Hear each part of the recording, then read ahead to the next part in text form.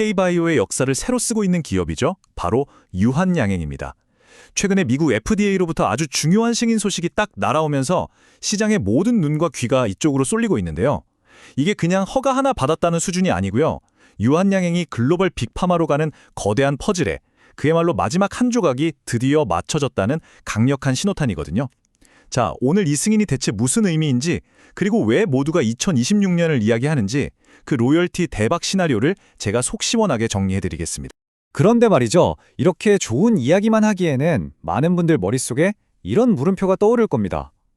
아니, 최근에 발표된 실적 보니까 영 별로던데? 기대감은 큰데 숫자는 왜 저래? 이런 생각 드시죠? 정말 이 K바이오 거인의 꿈은 여기서 끝나는 걸까요? 아니면 더 높이 날기 위해 잠시 숨을 고르고 있는 걸까요? 네, 바로 이 숫자 때문입니다. 마이너스 53.7%. 최근 3분기 영업이익이 작년 같은 기간이랑 비교했을 때 무려 반토막 이상이 나버렸어요.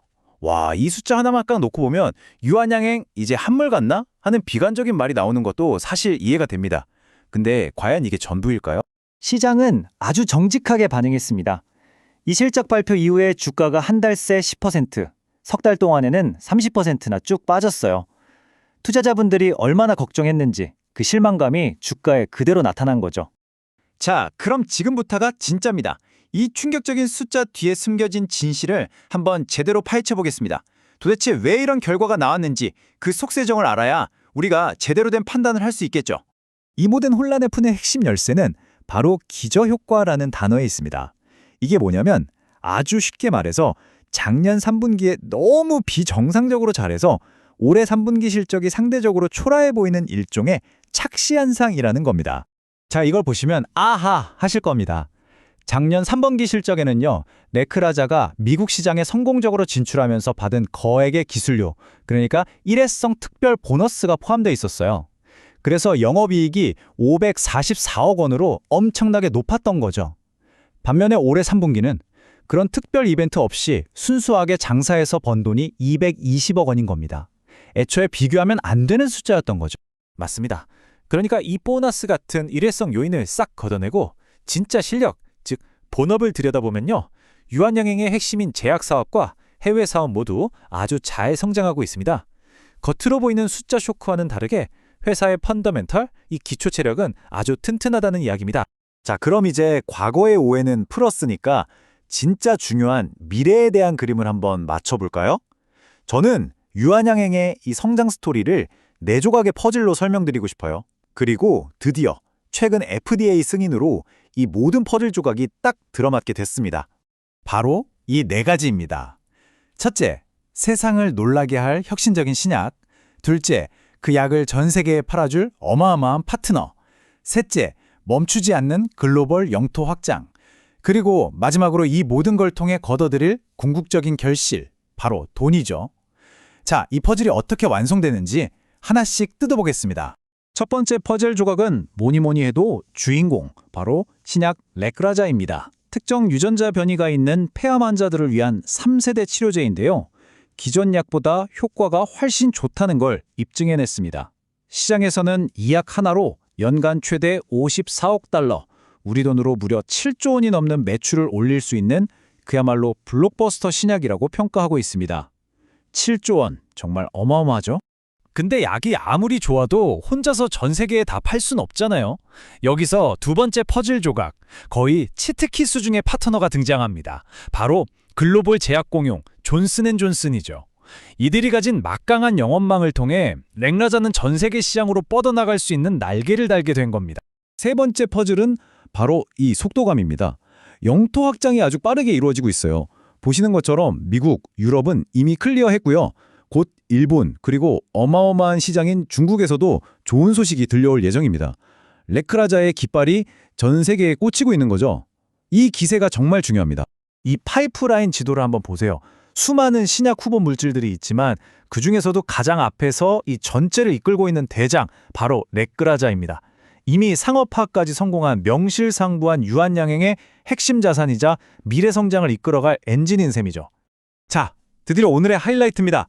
앞서 말씀드린 퍼즐들이 다 맞춰졌을 때 어떤 그림이 완성되는가? 도대체 왜 똑똑한 투자자들과 애널리스트들이 하나같이 2026년 노래를 부르는지 그 로열티 대박 시나리오를 지금부터 집중적으로 펼쳐보겠습니다. 이건 그냥 제 희망사항이나 뇌피셜이 아닙니다, 여러분. 증권사 애널리스트 리포트에 딱 박혀있는 전망이에요. 단기적인 실적 부진이라는 안개를 걷고 나면 2026년부터 진짜 성장이 시작될 것이다. 이건 아주 강력한 시그널입니다.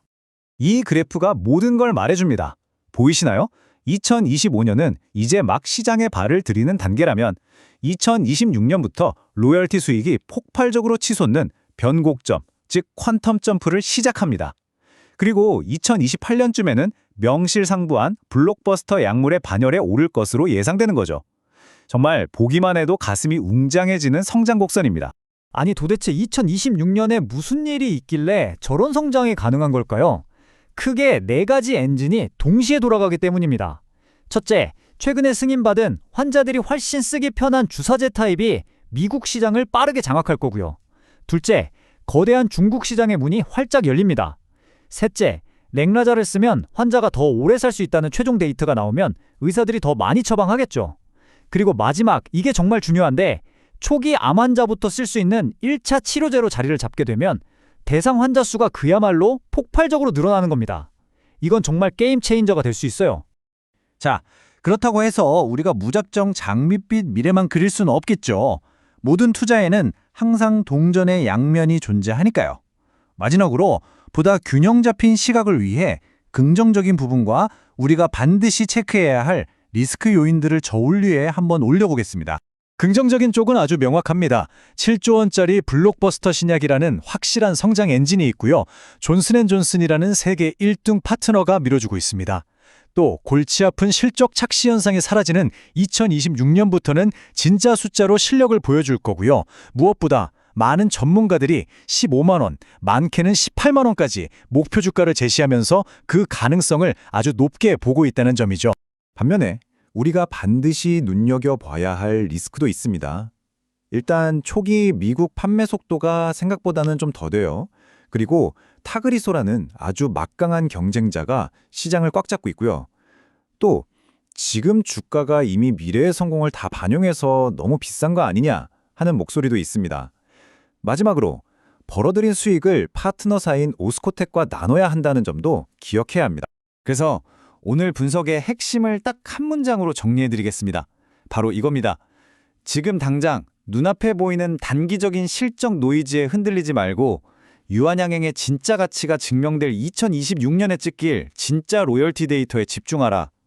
어쩌면 이게 가장 현명한 접근법일 수 있습니다.